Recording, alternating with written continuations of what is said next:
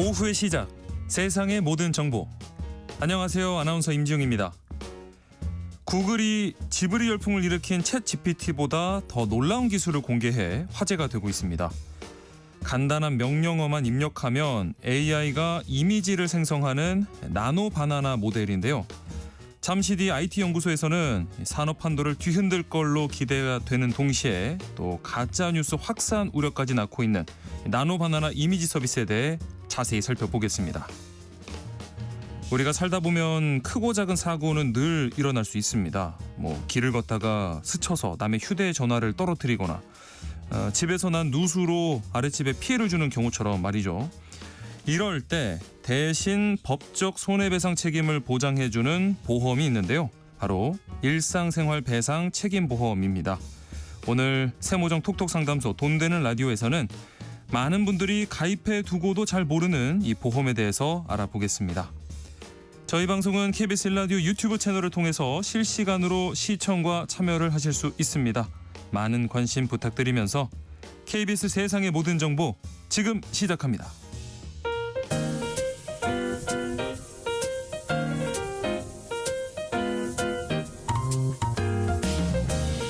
정신없이 바쁜 하루 놓치면 안 될 경제 사회 분야 뉴스를 한 번에 정리해드립니다. 하프타임 뉴스. 먼저 이 시각 주식시장 상황부터 살펴보시죠. 장현재 시황캐스터 연결돼 있습니다. 안녕하세요. 안녕하세요. 어제는 이 반도체 직격탄을 맞은 코스피 낙폭이 컸습니다. 오늘 장 초반에는 조금 회복하는 것 같던데 현재 흐름은 어떨까요? 네, 오늘 우리 시장 반등하고 있습니다. 다만 뚜렷한 호재가 있는 반등이라기보단 어제 워낙 많이 빠진 터라 기술적인 반등 정도로 보여집니다. 현재 코스피 0.67% 오름세로 3,164포인트 가리키고 있습니다. 오늘은 외국인들이 반도체주를 중심으로 순매수하면서 지수의 상승을 이끌고 있는데요.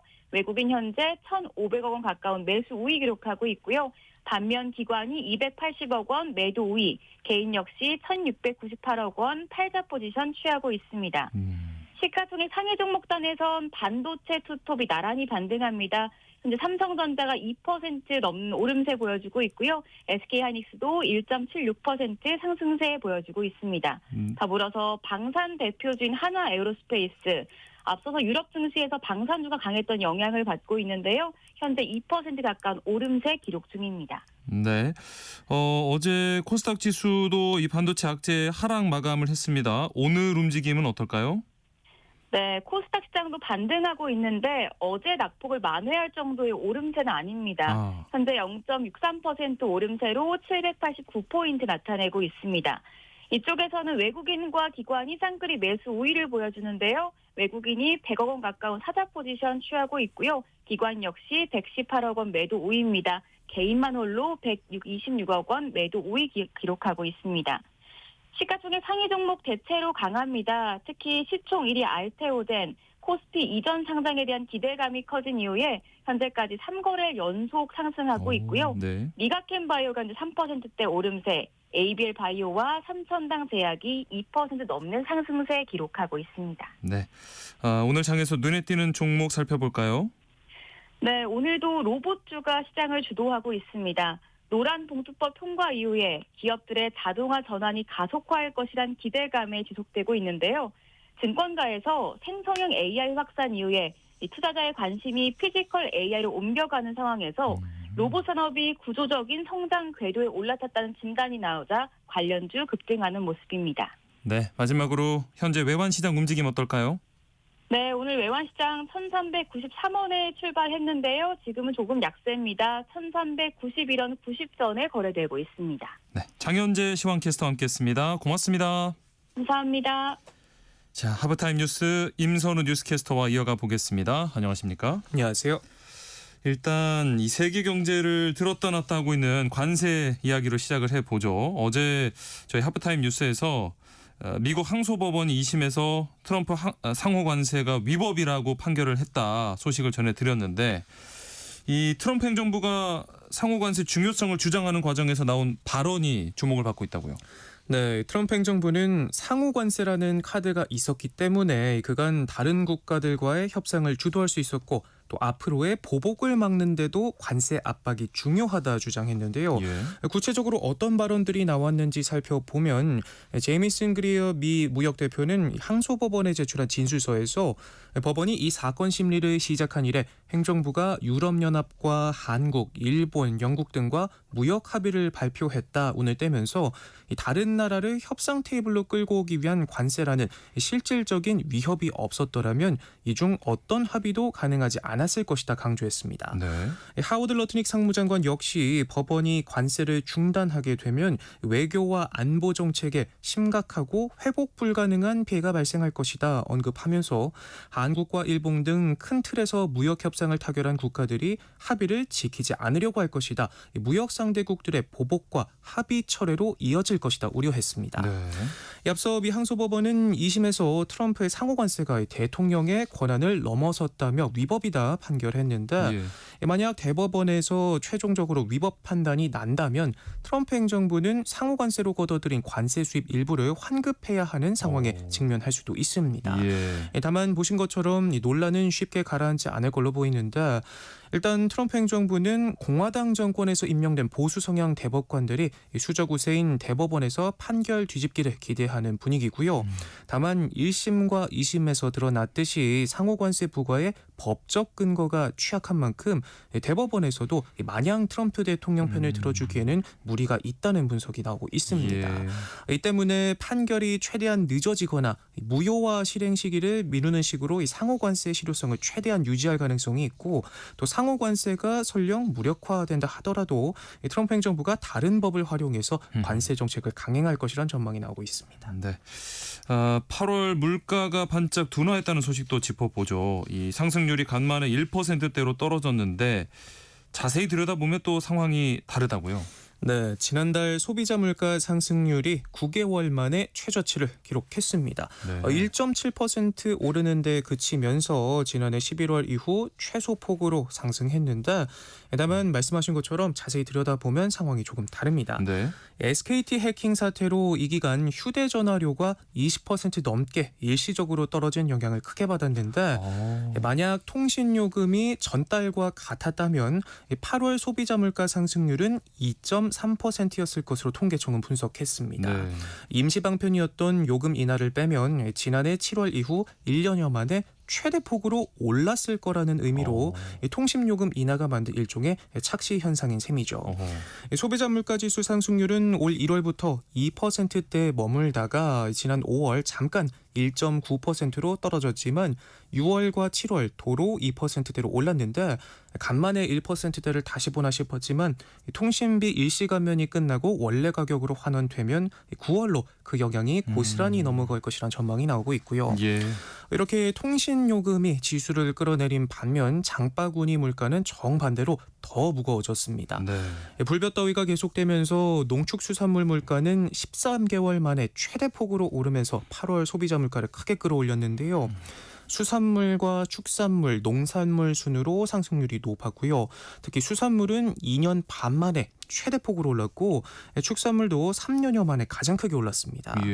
가공식품도 4.2%, 외식물가도 3.1% 상승한 데다가 체감물가와 직결되는 생활물가 지수도 2.5%, 특히 식품 가격 오름폭이 3.9%로 상승세가 뚜렷한 모습을 보였는데요. 지표와 현실 사이의 괴리는 여전히 크고 생활은 안정 대신 불안을 말하고 있는 현실입니다. 이 통신요금이 그동안 국민 지출에 얼마나 큰 부분을 차지했는지를 좀 알 수 있었고 물가는 끝없이 올라가는데 물가가 떨어졌다는 소식이 들어오면 그게 진짜 뉴스가 될 것 같습니다. 자, 고용노동부가 부처 약칭을 노동부로 공식 변경했어요. 네, 15년 만의 변화인데 고용 확대보다는 노동자 권익을 우선하겠다는 의지를 재확인했습니다. 민노총 위원장 출신인 김영훈 장관이 취임하면서 부처의 핵심 정책을 노동으로 완전히 옮긴 신호로 여겨지는데 70여 년간 쓰인 근로감독관이라는 명칭도 바뀌게 됩니다. 이 같은 흐름의 일환으로 노란봉투법 도입에 이어서 안전관리 위반 업체에 대한 강경 대응 방침과 함께 산업재해 처리 기간을 현재 절반으로 단축하기로 했고요.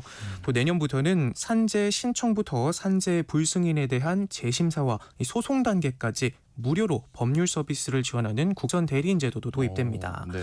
안전관리에 소홀한 사업주에 대한 제재도 강화하면서 당장 다음 달부터는 현장 안전 감독 과정에서 위반 사항이 적발되면 사고가 나지 않았더라도 시정 지시 없이 곧바로 사법 조치가 이뤄지고요. 네. 임금 체불과 관련해선 절도라는 표현까지 쓰며 강경 대응을 예고했습니다. 예. 반면 경영계에선 고용 분야에 대한 배려 없이 노동 친화 정책만 쏟아낼 것이라는 우려와 함께 기업 활동을 위축시키는 처벌 만능주의 정책이 확산될 것이라는 지적도 나오는 만큼 첨예한 갈등이 예상됩니다. 네. 계속된 개인정보 유출 사고로 우려가 커지고 있는데 얼마 되지 않은 것 같은데 또 해킹 사고가 났습니다. 이번엔 롯데카드에서요. 네, 잊을만 하면 해킹 사고가 터지는 요즘인데요. 네. 고객 수만 1,000만 명에 육박한 롯데카드가 해킹을 당했습니다. 사측 설명에 따르면 지난달 26일 정기 서버 점검에서 악성 코드 감염 정황을 발견했고 닷새 뒤 정오쯤 외부에서 약 1.7GB 규모의 내부 자료를 빼내려고 한 흔적이 포착돼 금융당국에 신고했습니다. 네.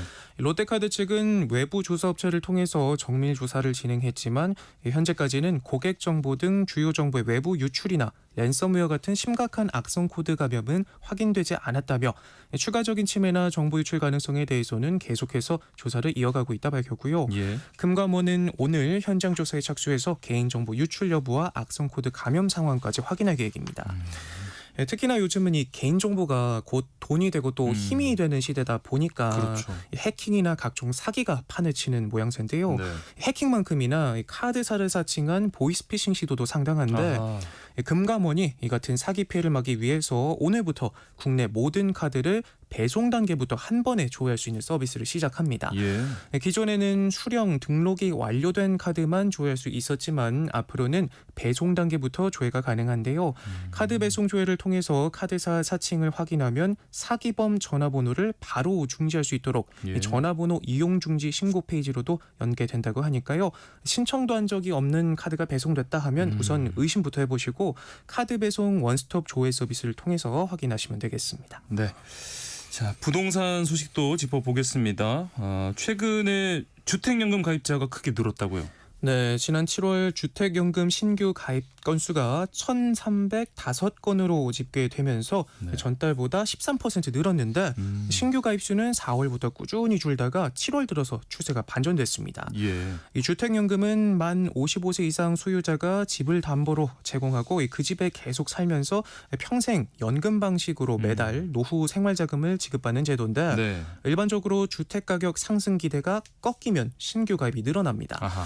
주택을 담보로 연금을 받는 게 집을 팔아서 이 시세 차익을 남기는 것보다 경제적으로 유리하다 판단하는 경우가 늘기 때문인데 예.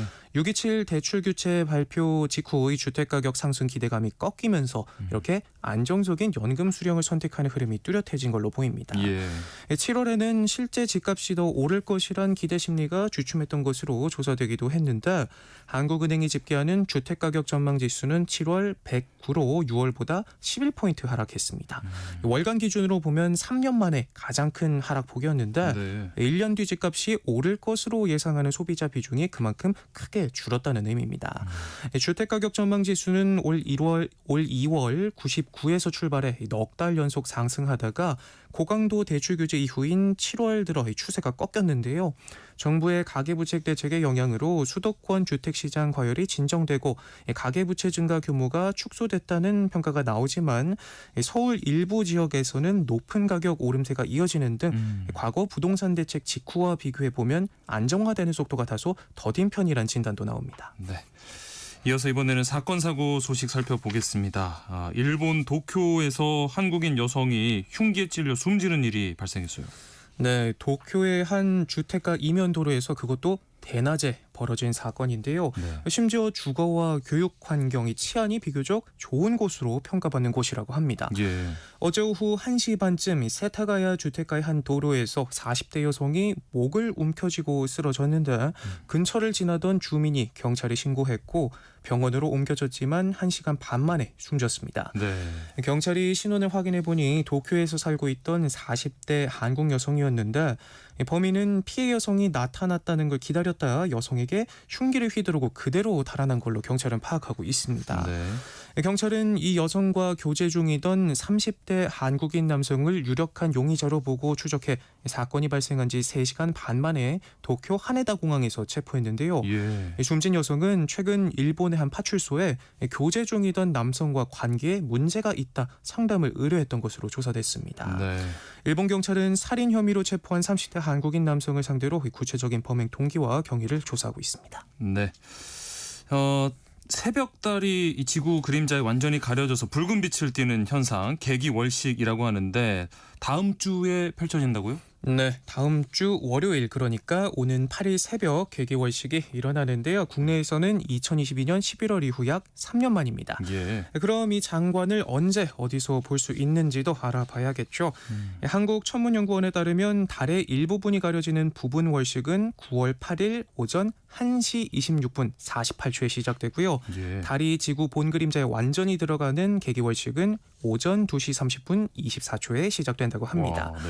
이후 오전 3시 11분 48초에 달이 가장 깊이 가려져서 최대가 된 뒤 3시 53분쯤에 끝날 것으로 예상이 되고요. 그 후엔 다시 달의 밝은 부분이 보이기 시작해 오전 5시 56분 36초에 달의 모습을 되찾는다고 하네요. 이번 개기월식은 아시아, 러시아, 호주, 인도양, 아프리카, 유럽 등에서 볼 수 있는데 한국에서는 남서쪽 하늘에서 관측할 수 있다고 하고요. 날씨만 좋다면 모든 지역에서 약 1시간 20분 동안 모든 과정을 지켜볼 수 있다고 합니다. 예. 다음 개기월식은 내년 3월이나 돼야 있을 예정이라고 하니까요. 기회가 된다면 꼭 한번 보시면 좋을 것 같습니다. 네, 9월 8일 새벽에 보실 수 있습니다. 네. 잠시 기상특보 전해드리겠습니다. 조금 전 12시 30분 기준으로요. 제주도 남부 중산간, 제주도 북부 중산간 지역에 호우경보가 발효됐습니다. 조금 전 오후 12시 30분 제주도 남부 중산간, 제주도 북부 중산간 지역에 호우경보가 발효됐습니다. 계속해서 방송과 안내 문자 참고하시기 바랍니다. 하프타임 뉴스 여기서 마치겠습니다. 임선우 뉴스캐스터와 함께했습니다. 고맙습니다. 고맙습니다. KBS 라디오 세상의 모든 정보 함께하고 계신 지금 시각 12시 37분입니다. 이 시각 교통정보 알아보겠습니다. 오전 동안 늘었던 정체는 점심시간을 지나면서 빠르게 풀려가고 있습니다. 남해고속도로 부산 쪽으로 진월 부근 2차로에서는 장애물을 처리하고 있고요. 이후로는 7원 분기점에서 하만 2터널 사이로 속도 줄여 지납니다. 반대 순천 쪽으로도 창원 2터널에서 북창원 사이로 더디게 지납니다. 중앙고속도로 부산 쪽으로 춘천 휴게소 부근 3차로에는 고장난 차가 서 있고요. 반대 춘천 쪽으로도 안동 휴게소 부근에서 2차로를 막고 고장난 화물차를 처리하고 있습니다. 평택 제천고속도로 평택 쪽으로는 남한산 일대로 7km 구간에서 더디게 지납니다. 그 밖에 서울 시내 분당 수서로 청담대교 쪽으로 탄천 일교 부근에서는 3차로를 막고 작업을 하고 있는데요. 이 여파바다 복정나들목부터 지나는 데만 20분이 넘게 걸리고 있습니다. KBS 교통정보센터에서 김민희였습니다.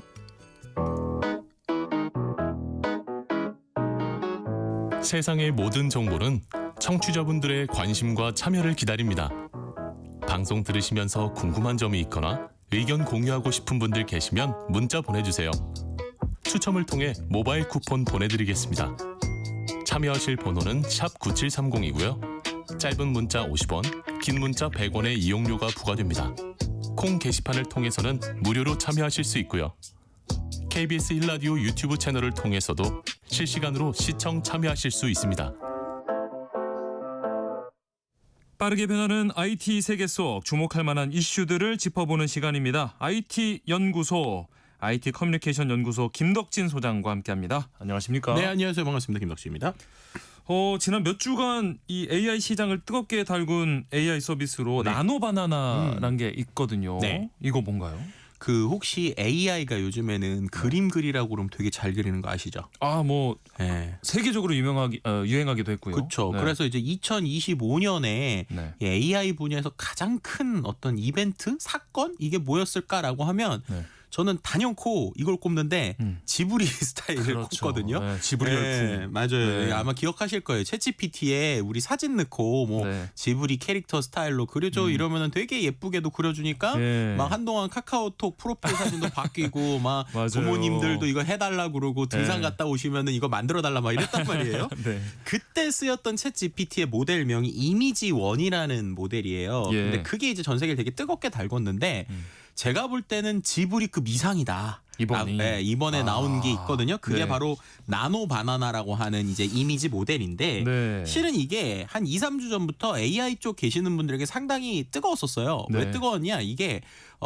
처음부터 지금 뭐 상용 서비스에 들어간 게 아니라 실은 이런 AI들을 비교하는 랭킹 사이트가 있습니다. 아, 네. 네, LMArena라는 사이트가 있는데 거기가 네. 어떻게 돼 있냐면 네. 이 두 개의 이미 제가 뭔가 AI로 실행을 시켜요. 그러면은 이 첫 번째 모델, 그러니까 첫 번째 AI 시스템이 만든 결과물하고 네. 두 번째 AI 시스템이 만든 결과물이 딱 나와요. 아. 근데 그게 어떤 모델을 쓴지는 안 나와요. 아. 그러면 사람이 보고 야 이거 괜찮다라고 아. 고르는 거예요. 네. 고르고 나면 야 네가 고른 게 이런 모델이야 짠 하고 뜨는 거거든요. 네. 그런데 갑자기 여기에 한 3주 전부터 사람들이 계속 고르는 어떤 특이한 모델이 생긴 거예요. 네네네. 그래서 그 이름을 봤더니 나노 바나나라고 써 있는 거죠. 아하. 근데 이게 어디 회사에서 만든 건지도 안 알려져 있고 그냥 되게 능력은 좋아서 사람들이 이거 뭐야? 라고 이제 상당히 이제 뜨거웠던 그냥 상황이라고 보시면 돼요. 그냥 갑자기 네. 난데없이 등장을 한 거군요. 그렇죠. 갑자기 난데없이 등장을 했는데 이 네. 그림 그리기 모델에서 기존에 있던 서비스를 압도적으로 1등을 계속 해버리니까 놀랍다라고 그게 원래 테스트용 사이트였는데 아하. 발 빠르신 분들은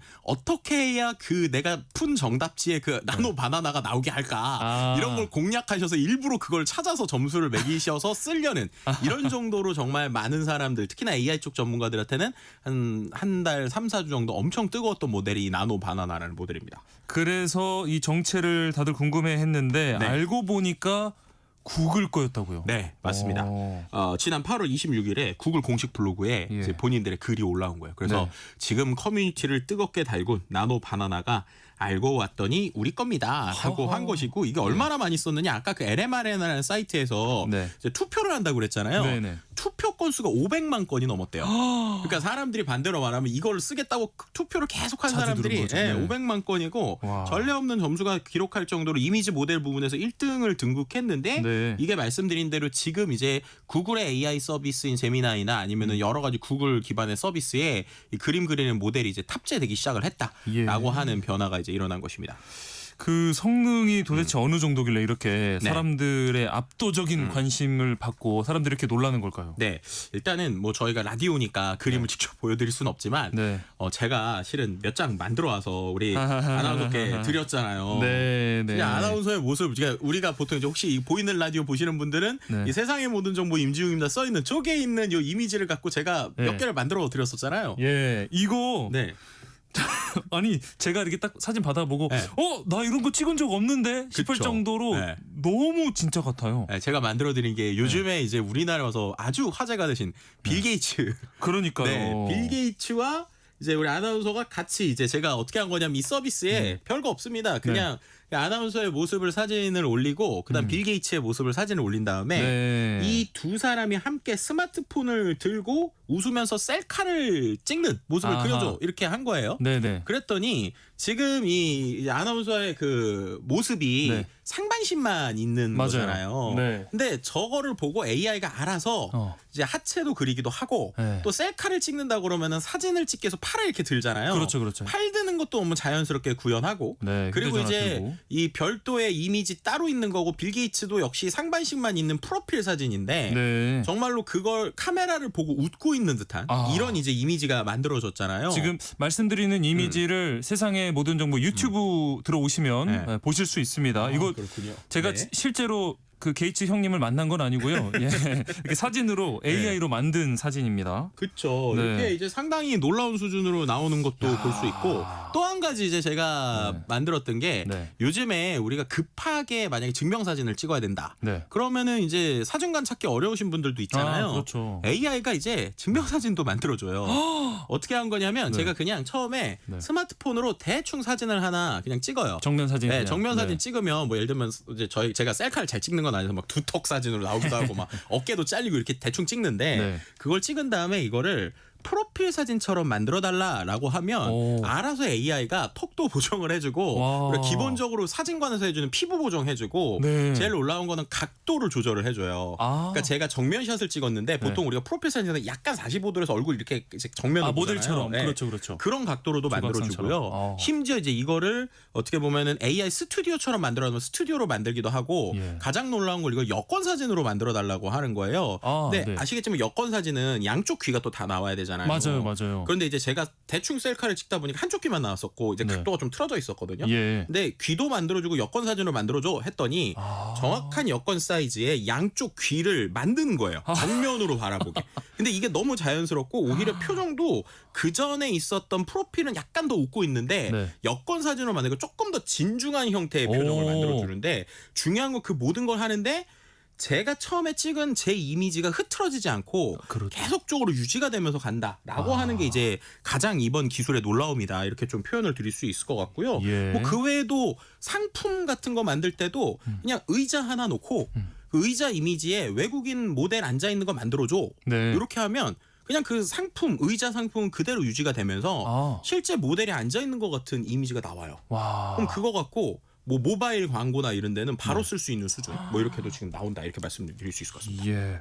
아니 기존에는 이 정도까지 수준은 아니었던 것 같은데 네. 어떻게 갑자기 이렇게 발전을 하게 된 걸까요? 이게 일단은 뭐 네. 기능적인 거를 떠나서 데이터의 위력이라고 말씀드릴 수 있을 것 같은데요.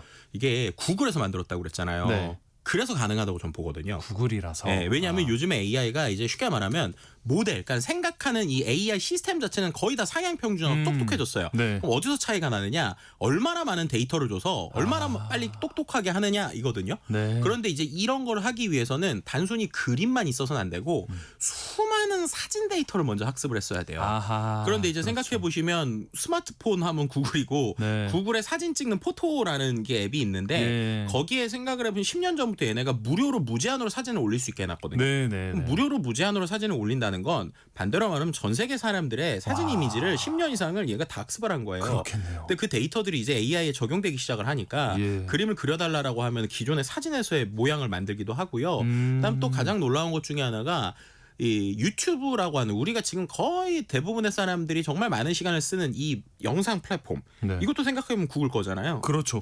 그러니까 이 영상 데이터도 이제 학습을 하는 거예요. 아하. 그러면 예를 들면 명도라든지 우리가 말하는 3D, 그러니까 어떻게 보면 입체감 이런 것들 네. 이런 것들을 이제 학습을 하다 보니 와. 이 AI가 만들어주는 성능이 기존에는 그림 약간 그림 티가 난다였는데 네. 이제 진짜 이거 사진이야 뭐야라고 할 정도로 아주 빠르게 성장하는 모습을 좀 보여주고 있는 상황입니다. 4936님이 사진관 사장님들 힘들어지겠다고 걱정을 해주셨는데 네. 실제로 좀 디자인 업계나 네. 이런 쪽에 영향을 좀 크게 미칠 수 있겠는데요? 충분히 그럴 수 있죠. 네. 예를 들면 일단은 이게 이미 글로벌에서는 특히 미국에서는 네. 이 되게 기존에 있었던 모든 패러다임을 바꿀 수 있는 무서운 녀석이 나왔다라고 얘기를 하고 있어요. 예. 일단은 첫 번째 몇 가지를 좀 생각을 해보면 우리가 이런 편집을 하는 도구 하면 제일 유명했던 포토샵이라는 네. 거잖아요. 네. 근데 지금 보면은 그냥 제가 생각하는 걸 말로 한두 줄 쓰면 되니까 그러니까요. 포토샵이라고 하는 프로그램이 더 이상 필요 없는 거 아니냐, 위험한 거 아니냐 이런 얘기들이 좀 나오고 있고요. 예. 두 번째는 방금 얘기하신 것처럼 이제 증명사진을 바꿔주는 것도 있고 네. 또 아니면 의자에다가 진짜 사람을 만들어줘 하면은 모델을 찍는단 말이에요. 네. 그럼 극단적으로 말하면 원래 광고 사진을 찍을 때 스튜디오 촬영도 하고 네. 모델도 섭외하고 뭐 그런 것들을 가지고 또 그래픽도 하는데 네. 이런 것들이 그냥 말로 하거나 글 쓰면 되는 수준이다. 그럼 이거는 과연 산업을 어떻게 바꿀 것인가 네. 라고 생각하면 정말로 우리가 많은 생각이 드는 거죠. 그렇죠. 하지만 아직까지는 이게 뭐 완벽한 고화질 출력물을 내진 못해요. 그러니까 지금 딱 모바일에서 볼 수 있는 정도의 사이즈 아하. 요 정도까지만 지금 구현이 가능한 건데요. 네. 반대로 얘기하면 모바일에서만 광고해도 되는 예를 들면 작은 소호업체, 스타트업 그렇네요. 아니면은 우리가 말하는 자영업자분들 네. 이런 분들한테는 지금 어마어마한 기회가 열린 거예요. 아. 예를 들면 내가 음식 파는 사람이에요. 그럼 네. 우리 음식 찍어가지고 거기서 맛있게 먹고 있는 모델 그려봐 이러면은 네. 만들 수 있거든요. 그러니까 결국에는 기회와 위기가 동시에 오고 있는 상황이다라고 말씀을 드릴 수 있을 것 같고요. 또 한 가지 아까 포토샵 얘기를 드렸는데 그럼 이제 포토샵을 만든 회사가 어도비라는 회사예요. 그렇죠. 네. 어도비는 과연 어떻게 될 것인가? 그러니까요, 지금. 근데 여기서 발등에. 되게 재미있는 인사이트가 있는 게 네. 어도비가 이번에 구글에서 만든 이 나노 바나나는 기능이 나오자마자 네. 이거를 어떻게 대처할까 봤는데 이 구글의 기능을 본인들의 서비스에 녹여냈어요. 와. 무슨 말이냐? 구글하고 제휴를 해버렸어요. 아. 그래서 구글의 이 기능을 API, 그러니까 그 쓰는 만큼 돈 내는 구조로 가져와가지고 네네네네.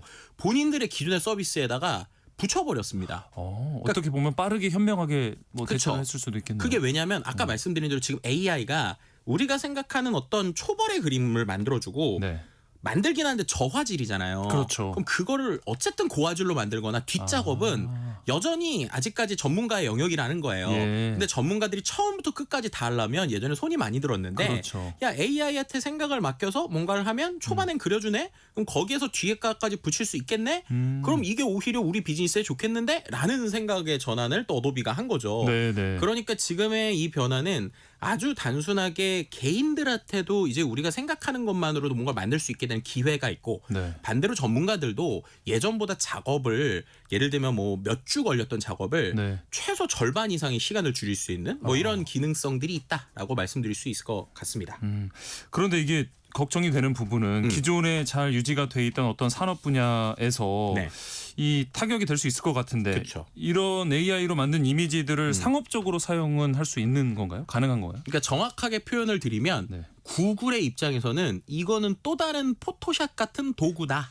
라고 이제 해석을 하고 있어요. 네. 왜 이야기를 드리냐면 네. 그럼 이게 상업적으로 100% 사용 가능합니까? 안 합니까? 라는 것도 기존의 포토샵으로 우리가 삽성을 한 걸 아하. 어디까지 쓸 수 있느냐랑 비슷한 상황이다라는 네, 거예요. 네. 그럼 예를 들면은 뭔가 내가 상품에 대한 소유권을 가진 사람이 모델을 만들거나 이렇게 하는 거는 일단은 오케이라는 거고 괜찮고요. 그 대신에 이제 만약에 그 만든 게 유명인의 얼굴을 도용한다든지 아하, 그렇죠. 초상권의 문제가 있다든지 이런 네. 건 안 된다라고 하는 이제 가이드라고 보시면 될 것 같아요. 네.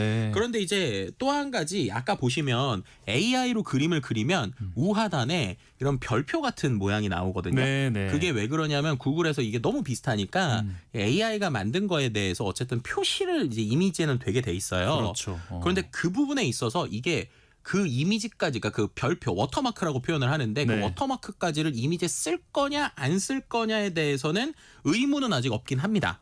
그런데 이제 나중에 그런 이슈들이 아주 디테일하게 그럼 이거 도용이냐 상품에 대한 거냐 이런 것들이 나올 수도 있는. 그래서 지금은 되게 이거를 완벽하게 상업적으로 쓸 수 있느냐 안 쓸 수 있느냐에 대해서는 조심스러운 상황이지만 예. 개인 입장이거나 작은 기업에서는 충분히 포토샵으로 할 수 있는 수준이라면 쓸 수 있는 수준까지는 좀 해석이 된다 이렇게 말씀드리는 게 정확할 것 같습니다.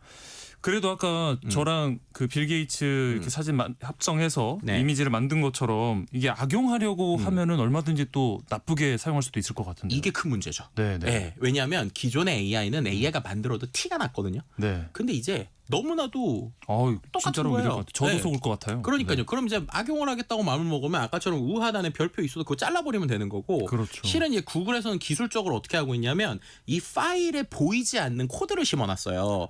그래가지고 이 파일 자체 뒷단에 네. 실제 이게 어떤 사람이 만든 건지나 이런 걸 확인할 수 있는 코드가 들어가 있어서 예. 그래서 도용돼도 문제 없다라고 얘기는 하고 있지만 아하. 그것도 회피할 수 있는 방법이 실은 있거든요. 그러니까요. 그러니까 결국엔 이런 AI가 계속 늘어나고 있는 상황에서 우리가 AI가 어디까지 되는지를 이제 안 쓰더라도 아셔야 됩니다. 왜냐하면 이게 사기나 여러 가지 문제에서 충분히 악용될 수 있고 마치 네. 딥페이크가 이슈가 되는 것처럼 네. 그전에도 합성을 할 수 있었지만 이게 클릭 한 번으로 쉬워졌다라는 건 분명히 사회적 여파가 있다. 네. 그래서 그런 부분을 우리가 좀 같이 보고 고민하고 논의를 좀 해야 되는 상황이다라고 말씀을 드릴 수 있을 것 같습니다.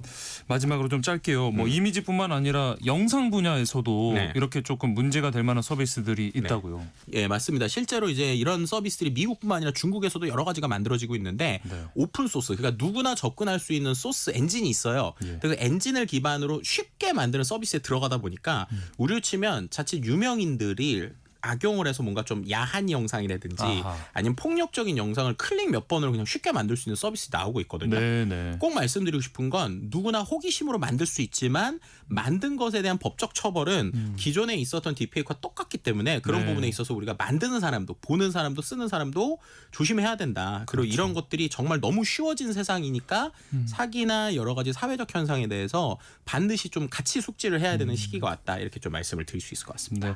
뭐 호기심에 이렇게 해볼 수는 있지만 항상 그 결과 책임은 본인이 져야 된다는 거 꼭 네. 명심하셔야겠습니다. IT 연구소 오늘 여기까지 하겠습니다. IT 커뮤니케이션 연구소 김덕진 소장과 함께했습니다. 고맙습니다. 네, 감사합니다. KBS 세상의 모든 정보 1부 순서 여기서 마무리하겠습니다. 이어지는 2부에서는 오늘의 뉴스, 세모정 톡톡 상담소, 돈 되는 라디오, 또 한낮의 과학실 코너가 기다리고 있습니다. 계속해서 많은 청취 부탁드리겠습니다. 1시 정각에 돌아오겠습니다.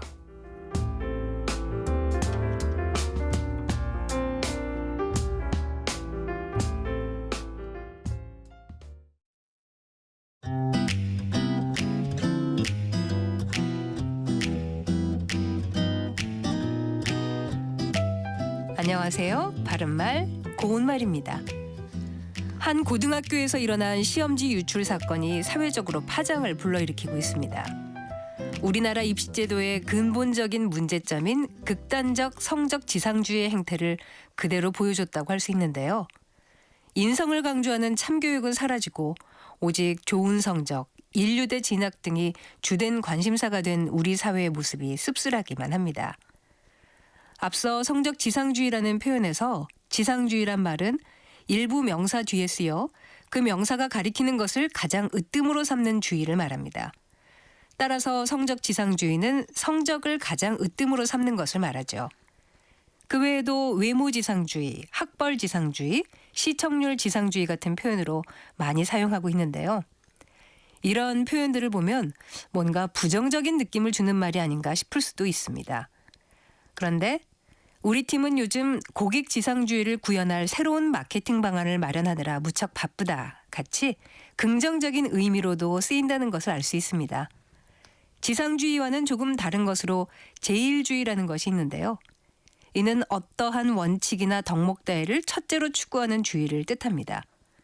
공사 현장에서는 안전을 제일주의로 삼아야 한다. 그는 무슨 일에든 원칙 제일주의를 내세운다. 이렇게 표현할 수 있겠습니다.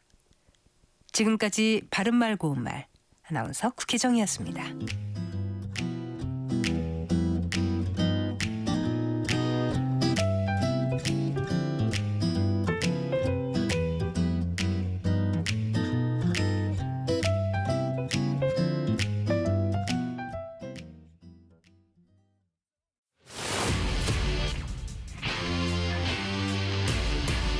토론에 정답은 없습니다. 토론이 세상을 바꿀 수도 없습니다. 하지만 질문은 새로운 세상을 만들 수 있습니다. 질문으로 올바른 세상을 만드는 첫걸음. 평일 저녁 7시 20분 KBS 열린 토론.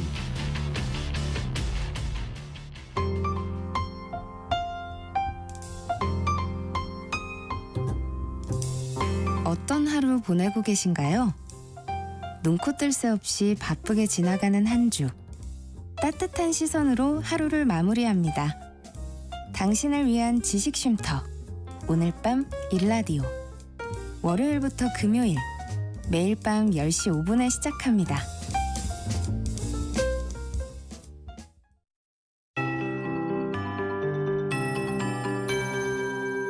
KBS 58분 날씨. 현재 경주와 창원, 남해와 여수, 제주 등에는 시간당 30mm 안팎의 매우 강한 비가 쏟아지는 곳이 있습니다. 제주도에는 호우특보도 내려져 있습니다. 남부지방과 제주도의 비는 저녁까지 내렸다 그치기를 반복하며 이어지겠고요. 곳곳에는 집중호우가 예상돼 주의하셔야겠습니다. 앞으로 경남과 전남, 제주도에는 5에서 최고 60mm, 전북과 경북 지역에는 5에서 40mm, 울릉 대청도 독도에는 5mm 안팎의 비가 더 내릴 전망입니다. 중부지방은 하늘이 개고 있습니다. 차차 구름량이 줄어들면서 낮 동안 볕이 강하게 내리쬐겠습니다. 오늘 한낮 기온은 서울과 대구, 부산, 제주 32도, 광주 31도, 강릉, 대전 30도 등으로 중부지방은 어제보다 1도에서 3도 정도 높겠고요. 남부지방은 어제보다 1, 2도 정도 떨어지겠지만 습도가 높아서 체감 온도는 33도 안팎으로 느껴지겠습니다. 또 아직 남부지방과 제주도에는 폭염주의보도 남아 있습니다. 당분간은 낮 기온이 30도를 웃돌며 늦더위가 이어지겠고요. 남부 해안과 제주도는 열대야도 나타날 전망입니다. 현재 서울의 기온은 28.3도, 습도는 68%입니다. 송소진입니다.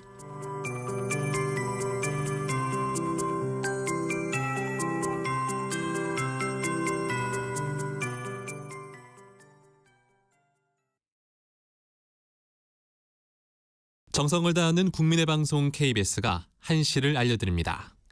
AM 711kHz, FM 97.3MHz, KBS 1라디오입니다.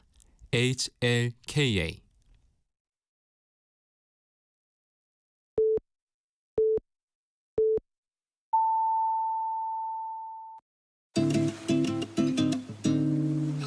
나른한 오후를 책임질 영양 만점 지식 비타민. 세상의 모든 정보.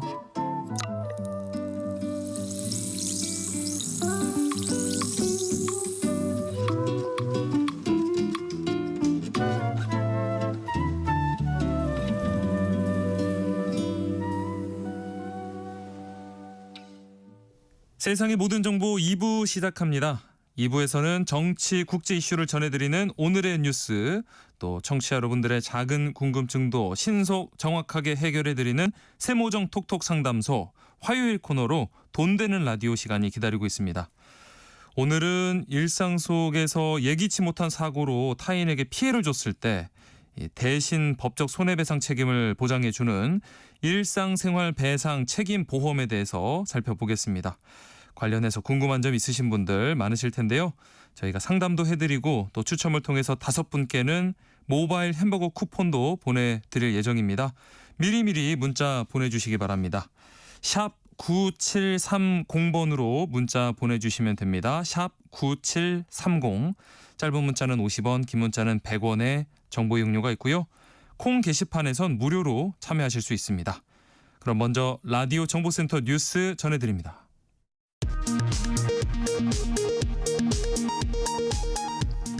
내란 특검이 추경호 전 국민의힘 원내대표 자택 등에 대한 압수수색에 나섰습니다. 특검은 추 전 원내대표가 의원총회 장소를 여러 차례 변경하는 방식으로 계엄 해제 표결 참여를 방해했다는 의혹을 수사하고 있습니다. 내란 특검의 추경호 의원 관련 전방위 압수수색에 국민의힘은 불법적 막무가내 압수수색이라며 강하게 반발했습니다. 더불어민주당은 특검법 개정안에 이어 내란 특별재판부 설치 등의 속도를 내는 모습입니다. 2차 민생회복 소비 쿠폰 지급이 오는 22일로 예정된 가운데 당정이 고액자산가는 지급 대상에서 제외하도록 기준을 만들겠다고 밝혔습니다. 휴면, 계좌 등의 소비자가 잊어버리고 찾지 않은 금융자산이 18조 원이 넘는 것으로 나타났다고 금융감독원이 밝혔습니다. 하지만 은행권을 중심으로 환급률이 미미한 것으로 지적됐습니다. 최근 3년간 휴면 금융자산 환급률은 평균 28.9%에 그쳤습니다. 지금까지 라디오 정보센터 뉴스 정한나였습니다.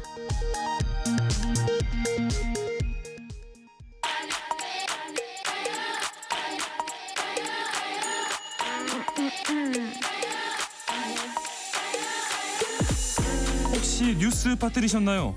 한낮에 전해진 소식들 꼼꼼히 정리해드리겠습니다. 오늘의 뉴스 조현정 시사평론가와 함께합니다. 안녕하세요. 네, 안녕하세요.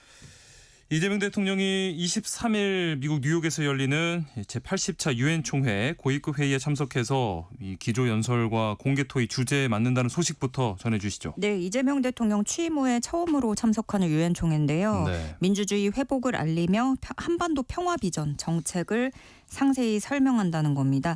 먼저 기조 연설에서는요.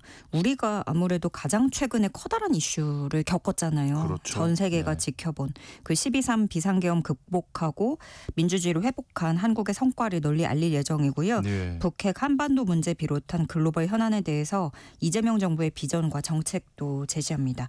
대통령실에 따르면 외교 정책 기조를 전반으로 알리고 한반도 평화에서 우리가 어떤 역할을 맡을지 이런 것들이 연설에 담길 거란 설명이고요. 예. 또 한국 대통령으로선 처음으로 유엔 안보리 의장 자격으로 공개 토의를 주재합니다. 예. AI와 국제평화 안보 주제로 공개 토의를 여는데요. 그동안은 사실 미국, 영국 이런 서구권에서 AI 담론을 주도해 왔는데 한국도 좀 드라이브를 해보겠다라는 의도로 풀이됩니다. 네. 자, 어제는 정기국회가 막을 올렸습니다. 그런데 개회식 이 참석 복장부터 지금 여야 대치 양상을 고스란히 보여줬어요. 네, 그냥 딱 그 장면 그 자체였던 것 같아요. 네. 한쪽은 알록달록하고 한쪽은 어둡고 그렇죠. 이랬는데 네. 범여권 의원들 우원식 국회의장 제안에 따라서 한복을 입고 왔습니다. 자율이라고 했지만 많이들 입고 오셨더라고요. 네. 복장도 다양해서 어떤 의원들은 막 갓까지 쓰고 네. 등장을 했는데 이건 아무래도 K-팝 데몬 헌터스를 그렇죠. 의식한 것 같아요. 저승사자. 네. 또 개혁신당 이준석 의원도 야권에서 한복 입고 부채 어허. 들고 나왔고요. 예. 민주당에서도 뭐 다 입은 건 아니에요. 정청래 대표라든가 김병기 원내대표 정장 입은 채로 왔습니다. 네. 우원식 의장은 여러 어려움이 있어서 모두가 입지 못한 건 아쉽긴 하지만 한복을 세계에 알리는 시작점이라고 생각한다. 이렇게 취지를 설명을 했고요. 예. 국민의힘 의원들은 올블랙 검은색 정장에다가 근조의회 민주주의라는 리본을 달고 근조 리본 달고 참석을 했어요. 예. 근데 이 복장이 태도에도 영향을 주는 법이잖아요. 이게 그렇죠. 크죠. 네. 그래서 한복 쪽하고 상복 쪽의 표정이 극명하게 다른 거를 느낄 수 있었는데 네. 다만 이제 민주주의가 죽었다라는 취지로 상복까지 입을 정도의 결이라면 이제 국민의힘에서는 불법 계엄 때는 어땠는지 이런 부분 이제 상복까지 다 같이 갖춰 입는 부분들이 되려 국민들을 불편하게 한 건 아닌지 이런 부분은 아쉬웠습니다. 예. 그리고 우원식 의장이 이제 개회사를 하면서 개헌 필요성을 또 강조를 했습니다. 네, 이 개헌의 필요성에는 이미 국민적 공감대가 높고 대통령 의지도 확고하고 그리고 또 하나는 지난 대선 때 여야를 막론하고 모두가 약속한 부분이다라는 거예요. 네. 그래서 타임라인으로 봤을 때 늦어도 10월 초에는 결의안을 의결해야 국정감사 끝나는 대로 본격적인 논의에 들어갈 수 있다는 계산이 나오니까 네. 10월이면 개헌을 논의할 만한 여건이 될 것 같고 이번 정기국회 때 헌법 개정 특위를 구성하자 이런 제안을 내놓은 겁니다. 예. 특히 우원식 의장은 그동안 그 대통령이 주도한 개헌 같은 경우에는 뭐 어느 쪽이든 항상 야당 쪽에 이런 반대로 무산이 된 경험이 있으니 그렇죠. 이제는 대통령 주도보다는 국회 주도로 전환하는 게 가능성을 높이는 길이다 이렇게 강조하기도 했습니다. 예. 자, 정기국회 개회식 마치자마자 오늘 인사청문회가 진행되고 있죠. 네. 최규진 교육부 장관 후보자, 이억원 금융위원장 후보자에 대한 인사청문회입니다. 국민의힘 그 교육부 장관 같은 경우에는 이진숙 전 후보자 이어서 이번에 두 번째잖아요. 최규진 후보자도 낙마시키겠다 이렇게 국민의힘은 벼르고 있는데요. 네. 특히 최규진 후보자의 친북 성향과 안보관 집중 공격할 예정이고요. 네. 음주운전 전력도 도마 위에 오를 것으로 보입니다. 예. 그리고 또 막말 논란도 있어요. 11.6 사건, 그 박정희 전 대통령 암살 사건을 두고 비하 발언을 했던 전력이 있고요. 네. 이억원 금융위원장 후보자를 두고는 겹치기 근무 의혹 여기에 집중할 것으로 보입니다. 네. 이게 뭐냐면 기재부 차관 퇴직한 이후에 자유의 몸이잖아요. 네네. 총 6곳에서 근무를 하면서 6억 원가량 소득을 올렸는데 국민의힘에서는 수십 차례 자문활동, 프리랜서 활동이 겹치기로 이어졌다 이렇게 지적하고 있습니다. 네. 자, 다음 소식으로 더불어민주당 강경파 의원들 중심으로 지금 내란 특별법이 추진되고 있는데 이에 대해서 대법원이 입장을 밝혔네요. 네, 내란 특별법이라고 하면 쉽게 정리를 하면 비상계엄 관련 사건들 전담할 내란 특별 재판부 설치를 골자로 하는 법안입니다. 네. 요것만 있는 내용은 아니지만 예. 그러니까 이 민주당 내에서도 강경파 의원들 이게 필요하다 하는 사람들은 그동안 윤 전 대통령 구속도 그렇게 애를 먹었고 네. 한덕수 전 총리 구속영장은 기각됐고 네. 이런 점에서 사법부가 불신을 초래한 것이기 때문에 특단의 대책이 필요하다 이런 주장을 펴고 있는 거예요. 예. 그래서 이와 관련해서 이번에 대법원 소속인 법원행정처가 의견을 국회에 냈습니다. 내란 특별재판부 그리고 특별영장 전담판사 설치에 대해서는 신중한 검토가 필요하다라는 입장인데요. 예. 이유를 뭘로 들었냐면 그 자체로 사법권의 독립 침해가 될 수 있고 공정성 담보를 위해서 해놓은 무작위 배당이라는 원칙도 지킬 수 없게 돼서 네. 재판 신뢰를 떨어뜨릴 수 있다라는 설명이고 네. 특히 윤 전 대통령 비롯해서 피고인들이 여기에 대해서 위헌이라고 주장을 할 텐데 그때 가가지고 이게 어떤 긁어부스럼이 되면 예. 역사적인 재판이 무효화돼 버리는 엄중한 사태가 생길 수 있다 이런 우려를 표하기도 했습니다. 예. 또 내란이나 외환죄로 유죄가 확정된 경우에 사면이나 감형을 제한하자라는 조항을 두고는 대통령의 사면권을 침해할 수 있기 때문에 이것 또한 추가적인 검토가 필요하겠다라고 덧붙였습니다. 네. 국민의힘 나경원 의원은 민주당이 입맛대로 특검에 이어서 입맛대로 재판부까지 만들려고 하겠다 이렇게 비판을 하고 있고요. 네. 민주당 안에서도 좀 의견이 갈리고 있어요. 근데 다만 강경파를 중심으로 해서 거센 입김이 작용을 하고 있어서 어떤 소수의 우려하는 의원들도 이거를 막지는 못하는 모습이거든요. 네. 민주당은 내일 의원총회 열고 검찰개혁에 대한 의견 수렴한 다음에 4일에 공청회 열고 이후에 당 입장을 최종 정리할 것으로 보입니다. 예. 한낮의 교양 파트너 지금 여러분께서는 세상의 모든 정보와 함께하고 계십니다. 자, 통일교로부터 불법 정치자금 수수했다는 의혹 받는 국민의힘 권성동 의원 체포 동의안이 국회에 제출이 됐네요. 네, 이로써 오는 9일에 국회 본회의에 보고돼서 이후에 표결에 붙여질 전망입니다. 네. 근데 원래 현직 국회의원은 불체포 특권이 있잖아요. 예. 그래서 영장실질 심사를 열려면은 그 전에 국회 본회의를 통과해야 되는데 아시다시피 권성동 의원이 과거에 본인은 불체포 특권 포기한다. 네. 그래서 영장실질 심사 임하겠다라고 했는데요. 이게 그 본회의에서 이거를 보고하고 24시간 이후 또 72시간 이내에 본회의에서 표결에 붙여야 돼요. 예. 그러면 9일에 오는 9일에 본회의에 보고되면 표결은 10일부터 12일 이 사이에 가능한 거거든요. 네. 여야가 그래서 표결 일정도 좀 협의를 해서 날짜를 잡아야 될 텐데 또 국민의힘 교섭단체 연설일이 10일입니다. 네. 그래서 여권 내부에서도 일각에서 이날에 체포동의안 처리하는 거는 좀 정치적으로 도의에 안 맞는 거 아니냐 이런 의견이 또 일부 있어가지고요. 네. 10일은 피할 것 같고 11일 또는 12일 그 안에 처리하는 방안이 거론됩니다. 네. 자, 그런가 하면 지금 김건희 특검팀은 김건희 여사 매관 매직 의혹 들여다보고 있습니다. 오늘 이 서희건설 이봉관 회장하고 그 사위인 박성근 전 국무총리 비서실장 소환하네요. 네, 장인과 사위가 나란히 특검에 출석하게 됐습니다. 네. 그 이봉관 회장 같은 경우에는 그동안 건강 문제의 이유로 들면서 조사가 미뤄졌었는데 네. 오늘 오전 10시에 출석을 했고요. 그 이봉관 회장 같은 경우에는 어떤 인물이냐. 직접 특검에 자수서를 내고 네. 반클리프 진품 목걸이 이게 김건희 여사를 구속할 때 굉장히 결정적인 네. 영향을 미쳤잖아요. 예. 이후에 오후 2시에는 이 사위 목걸이에 인사청탁 그 대가를 받는 당사자. 네. 그래서 국무총리실에 취업을 했다라는 거죠. 그렇게 지목된 사위인 박성근 전 국무총리 비서실장 소환합니다. 또 이른바 집사 게이트에 연루된 3명 오늘 동시에 영장실질 심사를 받게 되고요. 예. 그런가 하면 건진 법사, 윤 전 본부장 그리고 권성동 의원 이 모두가 통일교에 연루된 의혹이 있어요. 예. 그런데 특검 조사 결과 김건희 여사가 당대표 선거 앞두고 통일교 측에 집단 입당을 요청한 것으로 드러났다는 겁니다. 예. 이게 사실이라면 특정 후보 밀기 위해서 영부인이 종교 집단과의 협력을 적극적으로 요청을 한 사건이 되겠는데요. 네. 또 특검팀은 윤 전 본부장이 한학자 총재, 통일교 한학자 총재하고 협력을 바탕으로 해서 대선 한 달 앞두고 통일교 행사 한반도 평화 서밋이라는 거에서 윤 전 대통령하고 마이크 펜스 전 미국 부통령 면담을 주선했다고 특검팀은 그렇게 파악을 하고 있습니다. 예. 그래서 그 당시 윤 후보였죠. 네. 미국의 지지를 받는 것처럼 보이게 연출했다고 특검팀은 판단하고 있습니다. 네.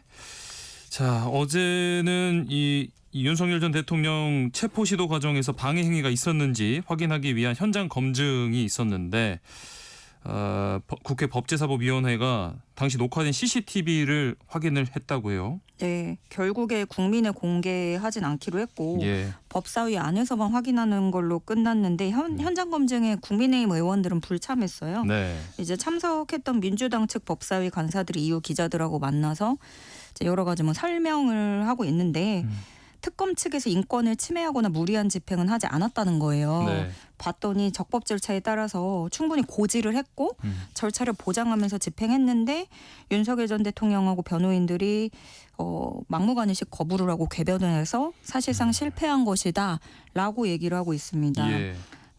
아주 간략하게 내용을 요약하자면 1차 집행 때는 속옷 차림으로 누워서 나한테 강제력을 행사할 수 없다 이렇게 강력히 반발했고 몸에 손대지 말아라. 변호인 만날 거다 이렇게 했다고 하고요. 네. 2차 집행 때는 속옷 차림으로 자리에 앉아서 책을 읽으면서 집행을 거부했고 그러니까 1, 2차 모두 속옷 차림으로 거부한 게 맞다라는 게 민주당 그 CCTV를 확인한 간사들의 설명입니다. 네.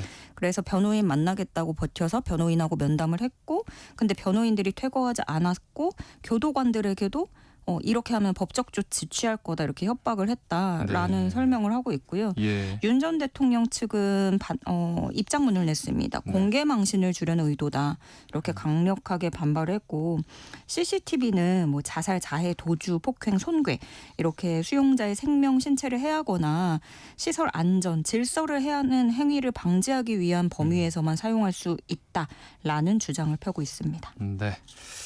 자, 이제 중국에서는 지금 80주년 전승절을 앞두고 전 세계 이목이 쏠리고 있는데요. 김정은 북한 국무위원장도 특별 열차를 타고 지금 이동 중인 걸로 알려졌습니다. 네.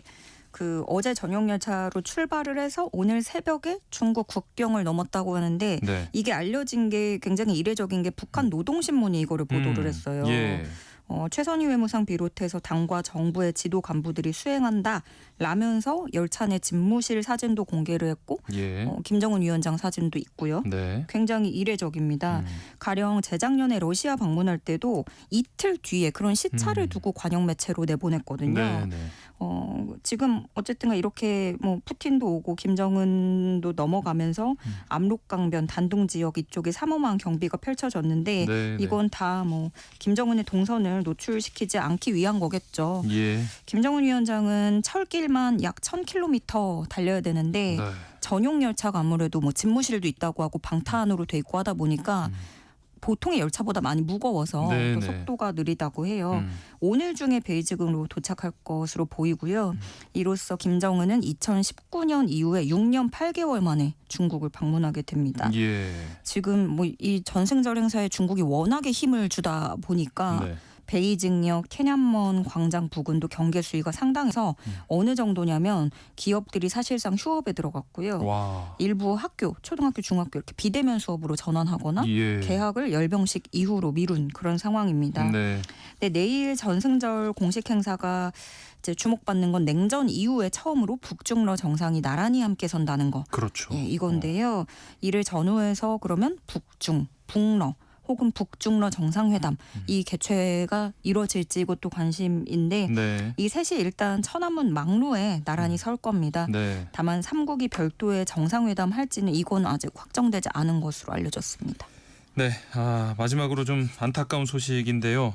아프가니스탄에서 규모 6.0 강진이 발생해서 지금 사상자가 3,000명을 넘어섰다는 소식이네요. 네, 아프가니스탄 동부 난가르하루주에서 현지 시간 지난달 31일 밤 규모 6의 강진이 발생했습니다. 네. 지금까지 집계된 것만 공식 집계만 800여 명 숨지고 2,500여 명 다쳤는데 네. 산간 지역에다가 잔해 속에 갇혀 있는 주민들 생각하면 사상자 수는 더 늘어날 것으로 우려가 되고요. 예. 피해 지역에다가 구조대하고 의료진 급파를 했지만 육로 접근이 굉장히 어렵다고 합니다. 그리고 이번에 이 지진이 진원 깊이가 10km에 불과한 거예요. 얕았어요. 네. 예, 그래서 지진 충격을 그대로 받았다고 하고요. 주민들이 잠든 한밤에 이런 지진이 발생을 했고 또 워낙에 인프라가 안 좋은 곳이다 보니까 네. 진흙벽도 나무로 허술하게 지어진 집들이 그것도 잠든 간밤에 한밤에 이렇게 무너지면서 피해가 굉장히 컸습니다. 여기에다가 탈레반이 재집권한 이후에 해외 원조가 사실상 중단된 것도 어려움을 가중시키고 있습니다. 네. 오늘의 뉴스 여기까지 하겠습니다. 지금까지 조현정 시사평론가와 함께했습니다. 고맙습니다. 네, 고맙습니다.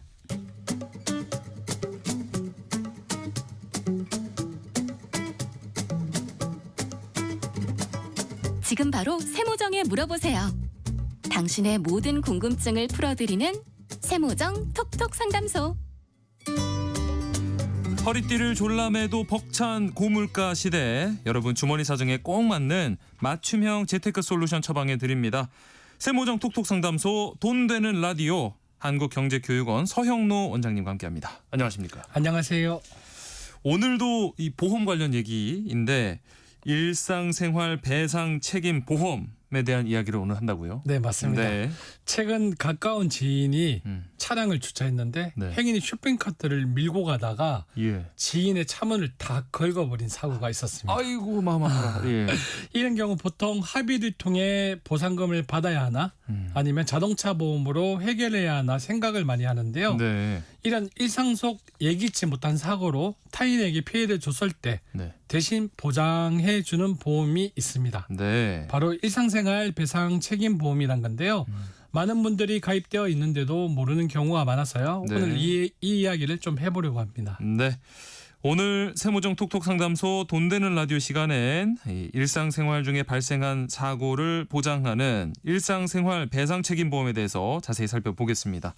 방송 들으시면서 궁금한 점 있으시면 문자로 참여해 주시면 되는데요. 저희가 추첨을 통해서 5분께 모바일 햄버거 쿠폰도 보내드립니다. 문자 보내실 곳은 샵 9730번입니다. 짧은 문자는 50원, 긴 문자는 100원의 정보 이용료가 들고요. 콩 게시판이나 또 KBS 일라디오 유튜브 채널 통해서는 무료로 참여하실 수가 있겠습니다. 일단 이 일상생활 배상 책임 보험 정확히 어떤 건지부터 좀 설명을 부탁드릴게요. 네, 일배책 보험이라고 줄여서 많이 말하는데요. 네. 일상생활 중 뜻하지 않게 타인의 신체나 아니면 타인의 재산에 피해를 입혔을 경우 네. 법률상의 손해배상 책임을 보장하는 상품인데요. 네. 주로 상해보험이나 운전자 보험, 그리고 손해보험사의 건강보험, 그리고 어린이 보험을 가입할 때 특약 형태로 많이 가입하고요. 아하, 네. 기존에 가입된 상해보험 등의 일배책 특약을 추가 가입할 수도 있습니다. 뭐 일상생활에서 배상을 보험 보장을 해준다고는 하는데 뭐 구체적으로 어디까지 이게 보장이 되는 건지. 요즘 우리가 휴대폰을 많이 보잖아요. 네. 우리 방송도 유튜브로 보고 계신 분도 있을 텐데요. 네. 그런데 길을 걷다가 실수로 다른 사람의 손이나 가방을 쳐서 다른 사람의 휴대폰이 바닥에 떨어져 파손됐다. 네. 이런 경우 휴대폰 수리비에 대한 보험 처리도 가능하고요. 예. 제 지인의 사례와도 비슷한데 예를 들어 자전거를 타고 가다가 실수로 넘어져서 네. 주차장에 주차되어 있는 자동차를 파손했다면 피해 차량의 수리비도 일배책으로 보험 처리할 수 있습니다. 아하. 그리고 저는 반려견을 키우고 있는데요. 네네. 이런 사고가 나면 안 되지만 반려동물과 산책하다가 반려동물이 행인을 물어 다치게 한 경우에도 네. 피해자 치료비 보상도 일배책 특약으로 처리할 수 있습니다. 그리고 많이 알고 있는 거주하고 있는 주택에서 누수가 발생해 아랫집에 피해를 준 경우에도 네. 수리비를 보험 처리할 수 있는데요.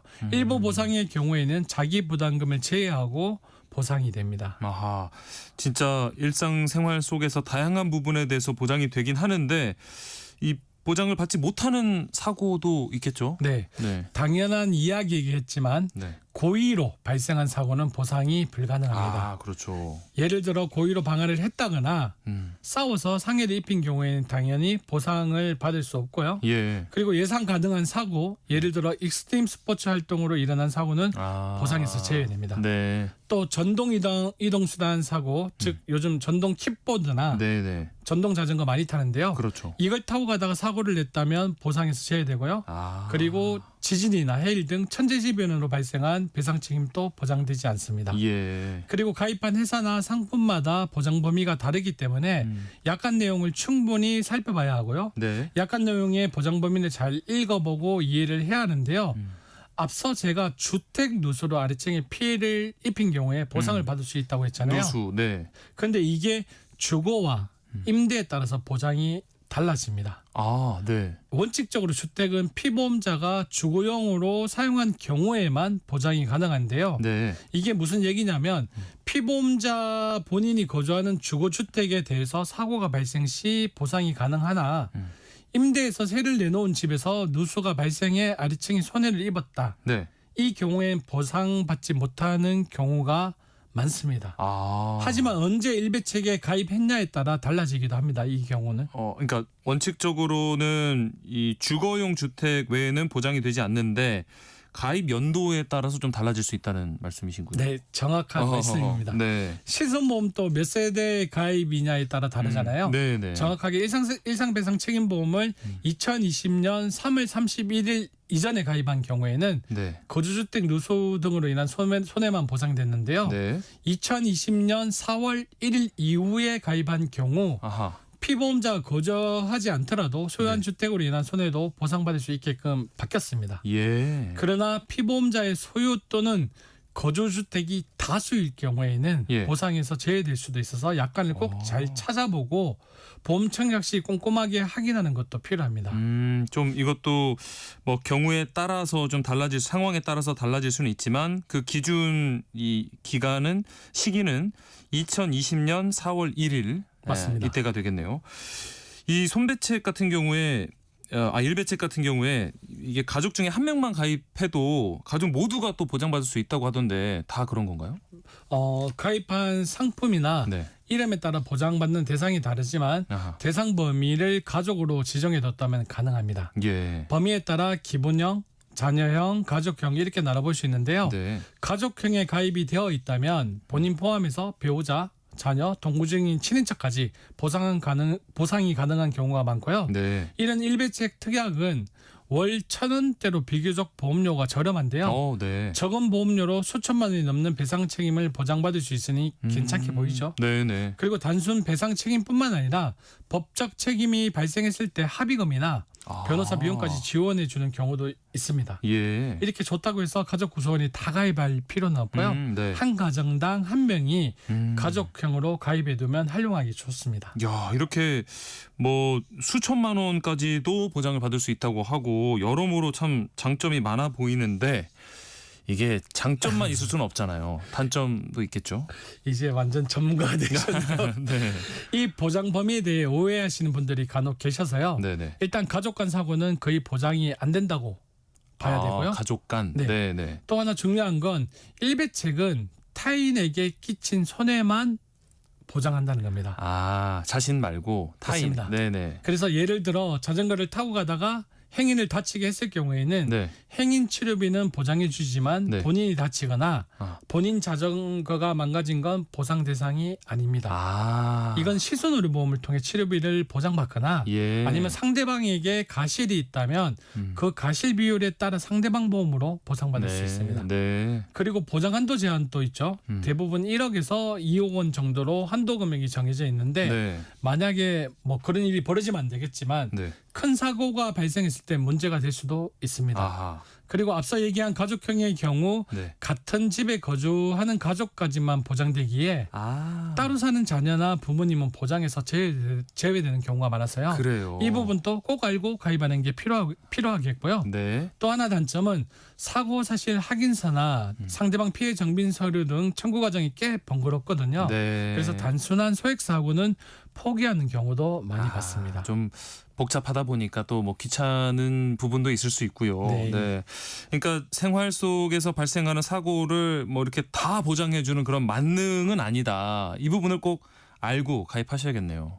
맞습니다. 예. 앞서 얘기한 것처럼 보장에서 제외되는 면책사항을 꼭 확인하셔야 되고요. 네. 기본적으로 고의성이 있는 사고는 보장 제외라고 생각하시면 됩니다. 네. 또 일상이라는 말이 들어가잖아요. 네네네. 일상생활이라고 했는데 예. 그래서 직장에서 업무하다가 네. 발생한 사고 역시 산재나 사업자 책임보험 영역이라서 해당되지 않습니다. 예. 또 자동차나 오토바이 사고 같은 경우에는 자동차 보험에서 처리해야 되고요. 네. 같은 집에 사는 가족끼리 난 사고로 피해를 입었을 경우에도 보장되지 않습니다. 네. 그리고 제가 반려동물 관련 사고도 가능하다고 했는데요. 네네. 반려견이 일명 맹견이라고 우리가 생각되는 핏불테리어나 도사견 같은 위험 견종일 경우에는 네. 보상에서 제외되는 경우가 많으니까 가입 시 꼭 확인이 필요하고요. 예. 제가 대략적으로 설명드렸지만 보험사별 세부 약관이 조금씩 다르게 잘 따져보고 가입하는 게 필요합니다. 네. 뭐 가입하기 전에 또 확인해야 될 게 어떤 게 있을까요? 오늘 방송을 듣고 나도 가입해야겠다고 덜컥 가입하지 마시고요. 네. 자신도 모르게 특약으로 가입된 경우가 많습니다. 예. 보통은 단독 상품이 아니라 운전자 보험, 상해 보험, 주택화재 보험 등의 특약 형태로 많이 가입이 되어 있어서요. 네. 꼭 내 보험을 확인해 보는 게 필요하고요. 만약에 가입이 안 되어 있다고 해도 앞서 언급한 것처럼 배우자가 가입해서 대상 범위를 넓게 설정했을 수도 있으니 체크해 봐야 되겠죠. 예. 이렇게 확인해 보면 가입되어 있는 분들이 은근히 많을 겁니다. 네. 일배책 보험은 비교적 가입률이 많이 높은 편인데요. 네. 그리고 이 확인은 건강원 포털 사이트인 파인에 접속해서 네. 보험 가입 조회 코너를 클릭하면 본인이 가입된 보험 상품을 확인할 수 있습니다. 네. 요 꿀팁으로 한번 확인해 보시고 또 가입되어 있다면 앞으로 잘 활용하시길 추천드립니다. 야, 처음에 말씀해 주셨던 것처럼 이미 가입이 돼 있는데도 잘 모르시는 분들 많다고 말씀을 드렸거든요. 그러니까 금감원 포털 사이트 파인 접속하셔서 보험 가입 조회 이 코너 클릭하셔서 꼭 나나 혹은 가족 중에 누군가가 가입이 돼 있는지 또 그 적용 범위가 어디까지인지 이런 거를 좀 잘 꼼꼼하게 살펴보시는 게 필요하겠네요. 맞습니다. 네. 자, 오늘은 많이들 놓치고 있는 일상생활 배상 책임 보험에 대해서 이야기 나눠보고 있습니다. 방송 들으시면서 지금 궁금한 점들 문자로 많이들 보내주고 계시는데요. 계속해서 문자 보내주시기 바랍니다. 우리 서형노 원장님과 함께 상담해 드리겠습니다. 노래 한 곡 듣고 상담으로 이어갑니다. 언타이틀의 책임져. 언타이틀의 책임져 함께 듣고 왔습니다. 노래 또 나가는 동안에도 많은 분들 문자를 주셨는데요. 5955님, 제가 폐지를 줍다가 리어카가 뒤로 굴러가는 바람에 사람과 부딪혀서 상대방이 조금 다쳤습니다. 이것도 일상보험 책임으로 해결할 수 있는지 궁금합니다 하셨네요. 5955님께서 일상배상 책임보험을 가입되어 있다면 이 경우 같은 경우에는 일상배상 책임보험으로 충분히 처리가 가능합니다. 예. 그래서 이 부분 걱정 안 하시고 처리하시면 될 것 같아요. 네, 일단 가입이 돼 있는지 확인을 해 보시고 충분히 보장 가능하다고 하니까요. 꼭 챙기시기 바랍니다. 2828님, 최근 누수 때문에 아랫집에 피해가 발생했습니다. 일상생활 책임보험 덕분에 많은 도움을 받았다고 하시고요. 혹시 전세를 준 집도 이런 누수가 발생했을 때 보상을 받을 수 있는지 궁금합니다. 아니면 전세집 같은 경우에는 다른 보험을 들어야 할까요? 얼핏 임대인 배상 책임 보험이라는 걸 있다고 들었는데 어떤 차이가 있을까요? 하셨어요. 이거는 제 생각으로는요. 네. 그 임대인 배상 책임보험도 같은 영역인데 아마 좀 전에 저희가 이 방송에서 말씀을 드렸듯이 2020년 4월 1일 이후의 보험을 이렇게 말씀을 하는 것 같아요. 그래서 만약에 지금 2828님께서 가입되어 있는 일상 배상 책임보험이 2020년 4월 1일 이후의 보험이라면 물론 뭐 약관에 따라서 집을 몇 개 소유했느냐에 따라서 좀 다르겠지만 지금 전세 내준 집에 대해서도 일상 배상 책임보험으로 누수등이라든지 이런 아래쪽 피해에 대해서 보상이 가능합니다. 예. 일단은 이제 가입이 돼서 이제 도움을 받으셨다고 하니까 해당 보험사에 뭐 전화를 해서 이게 그 적용이 되는지를 좀 미리 알아봐 두시면 맞습니다. 좋겠네요. 그리고 네. 한 가지 조금 이 부분에 대해서 제가 한 가지 더 추가로 말씀을 드린다면 예. 일상배상 책임보험을 가장 많이 활용하는 게 네. 보니까 집 누수로 인한 네, 걸 많이 네. 활용하더라고요. 예. 근데 가입자분들께서 한 번씩 까먹는 게 있는데 네. 우리가 보통 보험을 가입을 할 때 일반 보험을 가입할 때 주소 변경 같은 걸 잘 안 하잖아요. 개인정보 때문에. 네. 그런데 일상배상 책임보험은 주택이 가장 중요한 부분 중에 하나이기 때문에 네. 만약에 주택에 대한 주소 변경을 안 했을 경우에는 네. 실제 만약에 피해가 일어났을 때 주소가 달라가지고 보상을 못 받는 경우도 있습니다. 억울해. 그래서 예. 일상배상 책임보험을 만약에 특약이라든지 보험으로 가입되어 있고 네. 이사를 간다면 꼭 주거지 변경, 주소 변경에 대해서 꼭 신청하시고 피보험자의 주소를 변경하는 걸 먼저 꼭 해야 된다고 말씀드리고 싶습니다. 네. 2137님 아이가 학교 밖에서 같은 반 아이한테 폭행을 당했습니다. 이 정신적인 트라우마 때문에 뭐 정형외과 더불어서 정신과 진료도 받고 있는데 상대방 아이 집안 사정이 좋지 않아서 일상생활 책임 보험으로 병원비를 대신 해준다고 하는데 가능한 부분일지 궁금하다고 하셨어요. 일단 뭐 폭행을 당한 아이의 부모님한테도 걱정의 말씀을 드리고 네네. 그리고 상대방 아이도 뭐 어떻게 우발적인 뭐 이런 사고로 인해서 이렇게 사고가 났겠지만 네. 그 보통의 일상배상 책임보험은 싸움에 대한 부분은 보상을 해주지 않습니다. 폭행. 네. 왜냐하면 싸움을 고의성으로 많이 보잖아요. 그렇죠. 그래서 이 부분은 제가 지금 여기서 답을 하는 것보다는 네. 한번 보험회사에 한번 전화를 해서 알아보는데 제 개인적으로는 이거는 보상받기 힘들다고 보고 있습니다. 서로 합의를 해봐야 되는 상황이라고 생각이 듭니다. 네, 이 상대방 그 부모께서 알아보셔야 되는 부분일 텐데 맞습니다. 잘 말씀을 나누셔서 방법을 좀 찾아보셨으면 좋겠습니다. 0635님 결혼 전에 이 일상생활 배상 책임보험 가입을 했는데요. 결혼하고 나서 아이가 공놀이 하다가 다른 사람 물건을 파손시켰습니다. 결혼 전에 가입했던 보험으로 가족까지 혜택을 볼 수 있을까요? 하셨네요. 결혼 전에 가입한 보험이 네. 가족형이면 네. 당연히 학대된 가족에 대해서도 학대받을 수도 있고요. 그리고 아하. 결혼하고 나서 네. 추가로 나중에 변경을 해서 가족형으로 변경하시는 분도 많거든요. 개인형에서. 그래서 만약에 지금 내가 개인형으로 가입되어 있다면 네. 가족형으로 확장해서 가져가시면 아이들까지 충분히 보상받을 수 있습니다. 네. 자, 콩으로 백이명님께서는 위층의 문제로 거실과 주방에 누수가 나서 10월에 공사를 하는데요. 열흘 동안 집을 비워야 합니다. 숙박비로 2인 1일 10만 원이 지급이 되는데 그 초과분은 보상이 안 된다고 합니다. 요즘 10만 원으로 뭐 호텔도 어림도 없는데 초과분 보상받을 방법은 없을까요? 하셨어요. 그 보험이란 것 자체가 금액이 정해져 있잖아요. 네네. 그래서 그 금액 이상에 대한 부분은 보상을 받을 수 없고 네. 특히 일상배상 책임보험이라든지 실손보험은 내가 벌어진 손해에 대해서 보상을 받는 보험인데 네. 기본적으로 이 두 가지 보험에서는 중복 보장이 안 됩니다. 아하, 네. 그래서 지금 제가 다른 말 같지만 만약에 지금 초과분에 대해서 보장을 받고 싶다면 이럴 때 중복보험을 들고 있으면 양쪽에서 비율에서 어느 정도 나옵니다. 그걸로 해결하는 방법도 있습니다. 네. 근데 기본적으로는 굳이 두 개를 가져갈 필요는 없잖아요. 예. 그래서 이 금액 보장 한도 금액 내에서 보상 받으시는 방법을 선택하는 게 낫지 않을까 싶습니다. 네. 자, 2223님 얼마 전 이 술집에서 폴딩 문을 열다가 파손한 적이 있는데 이런 경우도 보상이 되는 거 아닌가요?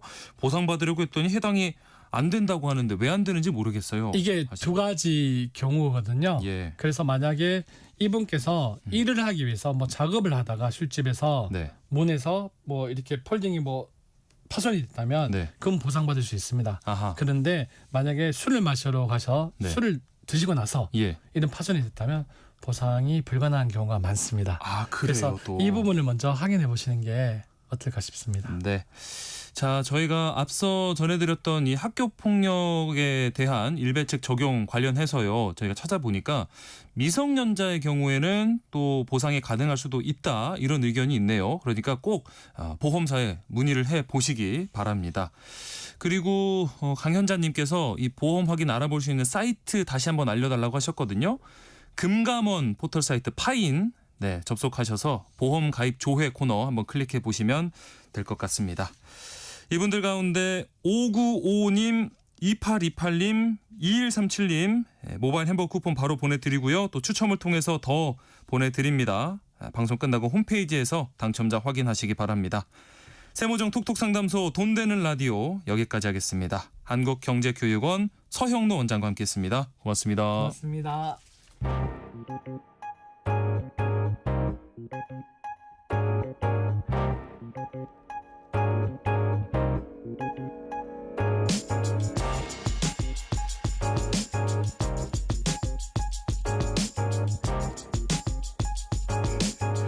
과학의 시선으로 우리 일상을 돌아보는 한낮의 과학실입니다. 동아 SNC 이충환 편집위원과 함께합니다. 안녕하십니까? 네, 안녕하세요. 오늘은 또 어떤 이야기를 해볼까요? 청취자 여러분, 그 신발을 벗을 때 일부 찍찍 소리 나는 게 있죠. 네네네. 이거 찍찍. 네. 벨크로 소리라고 다들 아시죠? 예. 그런데 그 소리가 사실 자연에서 베낀 기술입니다. 아, 그랬어요? 네, 오늘은 자연이 최고의 연구실이다 이런 걸 보여주는 분야 생체 모방 공학 이야기를 나눠보겠습니다.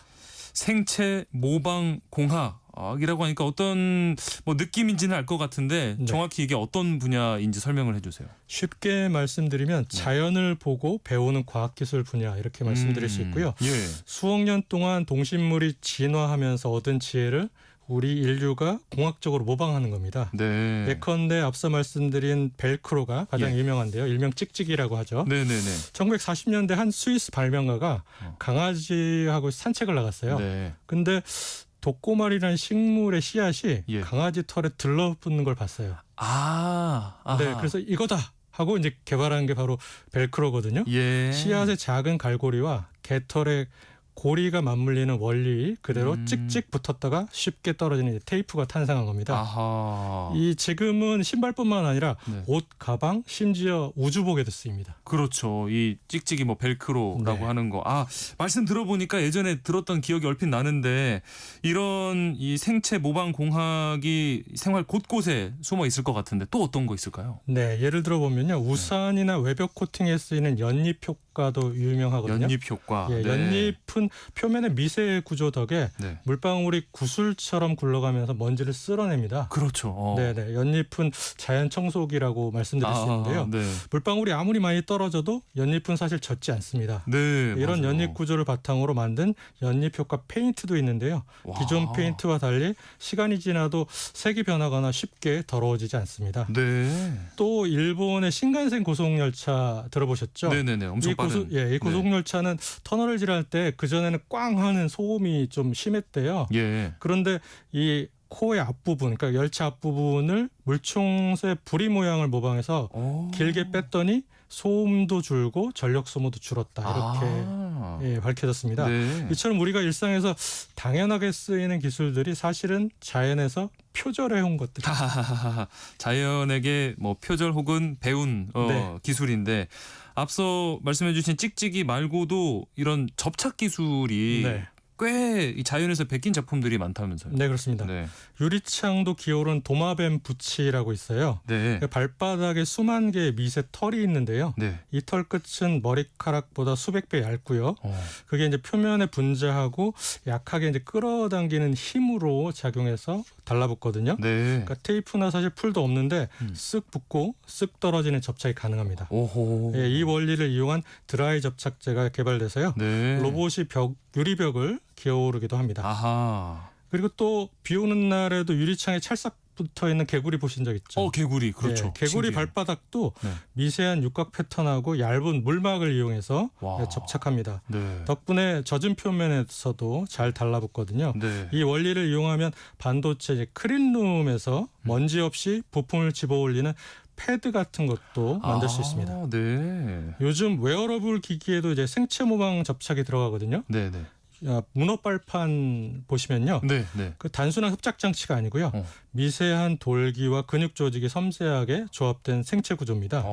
이 구조 덕분에 물속에서도 자유롭게 달라붙거든요. 이걸 모사해서 이제 웨어러블 센서나 네. 의수, 우족 인터페이스에 적용하면 땀이 나더라도 안정적으로 붙고 필요할 때 쉽게 떼어낼 수가 있습니다. 예. 그리고 단순한 포스트잇보다 훨씬 강력하고요.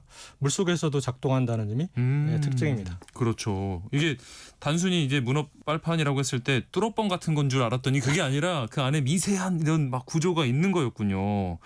그렇습니다. 이 앞서 말씀하셨던 연잎 같은 네. 경우에는 뭐 자연 청소기라고도 하셨는데 이런 식으로 이 동식물의 표면을 좀 흉내내는 기술들 또 어떤 게 있을까요? 네. 예를 들어서 상어가 있는데요. 상어는 사실 물살 장인입니다. 예. 그러니까 상어 피부를 이제 현미경으로 보면 미세한 능선이 있거든요. 이 덕분에 마찰이 줄고 물살을 가르는 효율이 높아집니다. 아하. 이 미세 구조 덕분에 이끼나 오염 물질도 잘 못 달라붙고요. 이걸 모방한 리플립 필름을 제작해서 네. 배선체나 항공기 외피에 적용하면요. 연료 소모를 줄이고 오염도 방지된다고 합니다. 와, 이렇게 막 뚫고 나갈 수 있는 표면을 네. 갖게 되는 거군요. 오. 그러고 남극의 펭귄 잘 아시잖아요. 펭귄이요? 네. 펭귄은 얼음 방패를 갖추고 있습니다. 예. 바다에서 이제 나오게 되면 춥잖아요. 네, 네. 근데 바로 얼어붙지 않습니다. 펭귄은. 그러게요. 네. 이유는 깃털에 미세한 공기층이 형성돼 있거든요. 와. 네, 물이 바로 얼지 못하게 막습니다. 예. 북극 제비갈매기도 이런 비슷한 털 구조를 갖고 있는데요. 네. 이 원리를 본뜨면 얼음을 아예 안 붙게 하는 표면이나 네. 얼음을 쉽게 떼어낼 수 있는 표면을 만들어서 전선이나 풍력 블레이드, 항공기 날개 등에 응용할 수가 있습니다. 와, 신기하다. 예, 진짜. 또 네. 잠자리 날개 보시면요. 네. 확대해 보면은 수많은 미세한 기둥이 있거든요. 예. 예, 세균이 그 위에 내려앉는다고 하면 세포망이 찢어져서 죽는다고 합니다. 아하. 이걸 흉내내면 항균 표면을 만들 수 있습니다. 오, 예. 이 원리를 모방한 미세한 코팅은 임플란트나 의료기기 표면에서 세균 증식을 막아준다고 합니다. 그러니까 화학 약품 대신에 구조로 이제 항균 효과를 내는 거죠. 네. 아니 진짜 너무 신기하고 이런 자연에서 동물이나 식물은 어떻게 갖게 됐는지도 궁금한데 우리가 또 많이 이 적용되는 기술 중에 하나가 뭐 우리를 이렇게 든든하게 지켜주는 장비에서도 이런 자연 속에서 답을 많이 찾는데 생물의 어떤 구조를 좀 모방을 할까요? 그 얕은 바다에 사는 멘티스라는 새우가 있거든요. 네. 펀치킹이라는 별명으로 불리는데요. 펀치킹. 네. 예. 자기 몸집보다 훨씬 큰 껍질을 주먹으로 깨트립니다. 새우가요? 네. 오. 시속 80km가 넘는다고 해요. 우와. 예. 힘도 엄청나고요. 네. 그런데 더 놀라운 건 그 주먹이 부서지지 않습니다. 와. 예, 그 비밀은 나선형 적층 구조에 있는데요. 예. 겹겹이 꼬아진 섬유층이 충격을 분산시킵니다.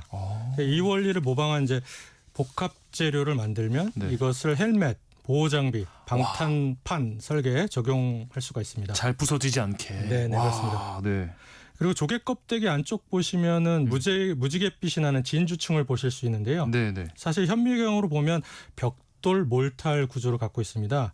예. 그 단단한 칼슘판이 벽돌 역할을 하고 유연한 단백질층이 몰탈층인데요. 네. 이게 교차하면서 충격을 흡수합니다. 오. 이 구조 덕분에 진주층은 이제 깨지기보다는 금이 가도 잘 버티는데요. 이 원리를 모방해서 만든 세라믹 구조체는 투명 방탄유리 연구에도 응용된다고 합니다. 방탄유리를 이 조개 껍데기에서. 네, 그렇습니다. 네네네.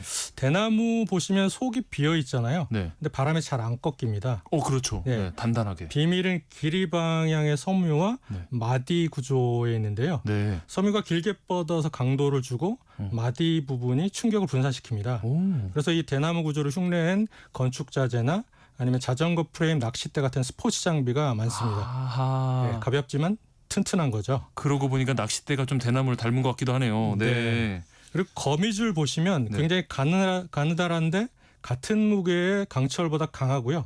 케블라라는 섬유보다 질깁니다. 예. 이 단백질 섬유를 모방해서 만든 바이오 필라멘트는 콘크리트 보강제나 차세대 섬유 소재로 주목받고 있습니다. 그리고 누에고치 실도 마찬가지로 의료용 봉합사 등으로 연구되고 있습니다. 야, 말씀해 주시는 것마다 너무나 신기하고 사람이 또 이걸 어떻게 발견했는지도 참 놀라운데 이런 이 생체 모방을 의학에도 많이 응용할 수 있을 것 같은데요. 네, 그렇습니다. 주사 맞을 때 저희 따끔하는 그 순간 참 싫잖아요. 네. 근데 이 주사기 없이 예방 접종을 할 수 있는 그런 연구가 이루어지고 있다고 합니다. 네. 모기 아시죠? 네. 모기는 사람을 물어도 우리가 모르는 경우가 많죠. 그렇죠. 물리고 나서 이렇게 나중에 간지러워서 알게 되죠. 그러니까 모기침은 사실 아주 가늘뿐만 아니라 끝부분이 톱니처럼 미세하게 나 있어 갖고요. 마찰이 줄고 통증도 덜합니다. 또 여러 개의 바늘이 동시에 움직여서 혈관을 찾고요. 그러니까 이 원리를 모방한 게 마이크로 니들 패치거든요. 아주 가는 바늘 수백 개가 붙은 패치인데 이걸 피부에 붙이면 약물이 서서히 전달됩니다. 그러니까 백신 주사에도 연구 중이라고 하니까 미래에는 주사기 없는 예방 접종이 가능해질지도 모르겠습니다. 네. 또 지난해 성균관대 연구진이 바늘 주사 대신에 효과적으로 몸속에 약물을 전달해주는 문어 패치를 발명한 적이 있습니다. 문어 패치. 네. 문어 빨판 말씀드린 것처럼 문어 빨판의 흡착력을 모방한 건데요. 거기에 작은 흡착컵이 패치에는 달려 있습니다. 이 흡착컵이 피부에 달라붙는 순간에 피부에 녹아있던 수분을 빨아올려서 미세한 진공틈을 만들어내는데요. 이때 흡착컵에 미리 부착한 약물이 진공틈 사이로 몸에 스며드는 방식입니다. 그러니까 주사바늘과 달리 피부 깊숙한 곳까지 약물을 전달한다고 합니다. 뭐 의료 현장에서 이미 이렇게 쓰이고 있는 건 어떤 거 있을까요? 예, 그 포유류 중에 가시털로 뒤덮인 종류가 있는데요. 호저라는 포유류가 있습니다. 이 호저의 가시는 사실 한 번 찔리면 잘 빠지지가 않는데요. 이유는 가시 끝이 역방향의 갈고리 돌기 형태로 되어 있습니다. 그래서 쉽게 들어가는데 잘 안 빠지게 이렇게 설계가 되어 있습니다. 이걸 모방한 게 수술용 스테이플과 봉합제인데요. 조직을 단단히 고정하면서도 삽입은 쉽게 되고 환자 통증은 줄이는 기술입니다. 호저는 말 그대로 이제 외과 수술의 발명가였던 셈이고요. 그리고 수술 중에 가장 큰 문제가 가장 큰 문제 중에 하나가 이제 출혈이잖아요. 출혈, 그렇죠. 잘 젖은 잡아야죠. 피와 조직 위에서 일반 접착제는 사실 잘 안 붙습니다. 그래서 대체로 수술용 실을 많이 사용하는데요. 그 홍합 같은 경우는 파도 치는 바닷속에서도 바위에 잘 단단히 달라붙잖아요. 그렇죠. 그 비밀은 홍합 접착 단백질 속에 들어있는 카테콜이라는 화학 성분입니다. 이걸 모방한 홍합 접착제는 물이나 액체 속에서도 잘 붙어서 수술용 실을 대신하는 수술용 지혈제 또는 혈관 심장 수술 코팅제로 개발되고 있다고 합니다. 알게 모르게 진짜 우리 뭐 일상이며 의학이며 공학 여러 분야에서 이런 생체 모방 이 기술들이 쓰이고 있었네요. 저 같은 경우는 더위도 많이 타고 유독 올여름 무더웠잖아요. 아직도 덥죠. 아직도 더워요. 이런 더위에서 좀 살아나는 법, 이 자연은 알고 있지 않을까요? 사하라 사막의 한낮. 상상만 해도 60도에 달하는 열기라고 합니다. 뜨거워요. 그 속에서도 살아남는 은개미가 있습니다. 은개미. 이유는 몸을 덮은 이제 삼각기둥 모양의 털이 있는데 이게 태양빛은 반사하고요. 자기 몸의 열은 적외선으로 방출하기 때문이라고 하는데요. 비슷하게 흰나방 비늘도 빛을 산란시켜서 열을 반사한다고 합니다. 이런 원리를 모방한 패시브 쿨링 도료와 필름 이걸 건물에 적용했더니 에어컨 없이도 건물 온도를 수도권 여름에 약 5 내지 10도 정도 낮추는 실험 결과가 보고됐다고 합니다. 이야, 꽤 효과적이네요. 마치 자연산 에어컨 페인트죠. 그리고 혹등골의 지느러미 앞에는 작은 혹, 튜버클이라는 게 있는데요. 이 덕분에 물살이 이제 부드럽게 흘러가서 양력이 커지는데요. 이 구조를 모방한 풍력 발전기 블레이드. 이게 기존보다 효율이 20% 이상 올라간다고 합니다. 그리고 나뭇잎 자세히 보시면 굵은 인맥에서 이제 가는 인맥으로 물이 퍼져나가잖아요. 이건 일종의 이제 분지형 네트워크 구조거든요. 효율적으로 수분을 분산시키는 구조입니다. 이 원리를 전자칩 냉각에 사용합니다. 그 미세한 채널 속에서 냉각 속에 인맥처럼 이제 분산되면서 열을 빼앗아가는 것인데요. 덕분에 이제 고성능 반도체의 발열 문제를 해결하는데 큰 도움을 줬다고 합니다. 진짜 신기한 것들이 진짜 많은데 그 앞서 뭐 신칸센 고속열차 말씀도 해주셨지만 이 교통수단에 또 쓰이고 있는 이런 생체 모방 기술 어떤 게 또 있을까요? 사실 자동차 범퍼나 헬멧 디자인 보시면 네. 이거는 딱정벌레 외골격과 거북 등껍질에서 아이디어를 얻었다고 합니다. 이들은 단단하면서 충격을 흡수하는 구조인데요. 네. 이를 모방하면 충돌 시에 에너지를 효과적으로 분산시켜서 안전을 높일 수 있다고 하네요. 네. 상어 앞서 말씀드렸는데 미세 능선 구조 덕분에 마찰을 줄여서 빠르게 헤엄칩니다. 네네네. 이 원리를 자동차 도장 필름이나 항공기 외피에 적용하면 저강 항력도 줄이고 오염도 줄이고 연비를 향상시킬 수 있는 그런 기술로 이어졌습니다. 예. 또 이제 바다 거북은 넓은 바다에서 수천 킬로미터를 헤엄쳐 이동하잖아요. 네. 그 비밀은 이제 지느러미 모양에 있습니다. 부드럽게 물을 밀어내면서 추진 효율이 높습니다. 이 형상을 잠수정을 앞으로 밀어주는 장치 임펠러에 적용하거나 수중 드론 추진기 설계에 직접 응용했다고 합니다. 와, 들으면 들을수록 진짜 너무 신기한데 뭐 가장 최근에 이런 생체 모방 공학 연구 진행되고 있는 게 어떤 게 있을까요? 예, 미국 MIT 연구진이 최근에 빨판 상어의 흡반 구조를 모방해서 기계식 수중 소프트 접착 시스템을 개발했거든요. 수중 접착. 예. 네. 빨판 상어는 원래 상어 등에 달라붙는 무임승차하는 얇은 동승객입니다. 네. 과학자들이 이 흡반 구조를 모방해서 위산 역류를 감지하거나 약물을 방출하는 의료기기로 바꿔냈습니다. 네. 또 물속에서도 오래 붙어 있을 만큼 강력하고요. 필요할 땐 떨어질 수 있어 웨어러블 센서, 전자약, 환경 모니터링까지 응용이 됩니다. 네. 그리고 불가사리의 경우엔 관족이라는 미세한 다리가 있거든요. 네. 이걸 이용해서 바닷속 바위에도 척척 붙었다가 떨어지는데요. 그렇죠.